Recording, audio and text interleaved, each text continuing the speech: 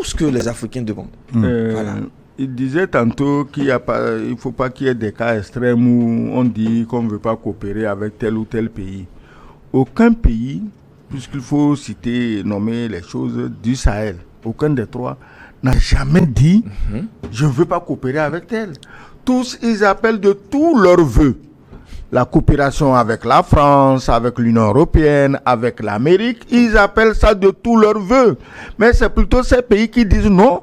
Vous, comme vous êtes des Noirs, on ne peut pas coopérer avec vous. On ne peut pas coopérer d'égal à égal avec vous. Nous, on doit vous dominer. La seule relation qui doit nous lier, c'est de dominant à dominer. C'est tout. Sinon, eux, ils sont disposés à recevoir tout le monde. Maintenant, si les Russes viennent, mais on les reçoit. Les Chinois viennent, on les reçoit. Les Turcs viennent, on les reçoit. Je n'ai jamais appris qu'une délégation française, américaine, allemande, belge, danoise, finlandaise, norvégienne a été chassée du Burkina, du Mali ou du Niger où elle serait allée, disons, pour faire des affaires. Eux, ils ne veulent pas faire des affaires comme ils le font en Asie. En Afrique, ils doivent tout prendre cadeau.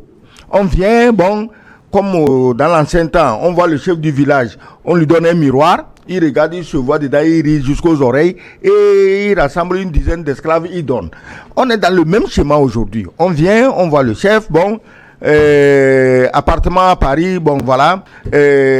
L'autre appartement au Canada, voilà. Maintenant, les richesses, on prend. Mais vous avez tous été témoins dans ce pays, puisqu'aujourd'hui, il parle du Togo, vous avez tous été témoins dans ce pays que pour les phosphates, l'imprudence de Yadema, c'était quoi?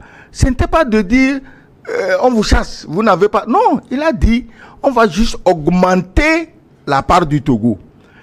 Qu'est-ce qui lui arriva? On essaie d'abord un château en Europe, ça ne passe pas. 1,5 milliard. Aujourd'hui, 1,5 milliard de CFA, c'est rien, mais à l'époque, c'était beaucoup d'argent. Ça ne passe pas. On est passé à l'accident d'avion. Comment voulez-vous, dans ce contexte, que nos pays avancent?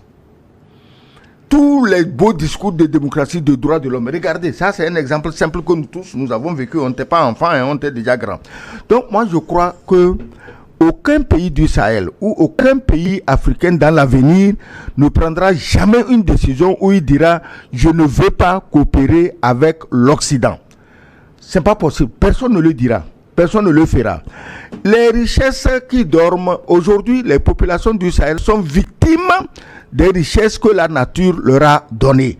Le Liptako Gourma, on envoie des mercenaires appelés djihadistes ou terroristes pour dégager les populations pour que l'on vienne s'installer. Nous devons faire extrêmement attention. Je le dis tous les jours, les gens croient que j'exagère. Ce que vous ne savez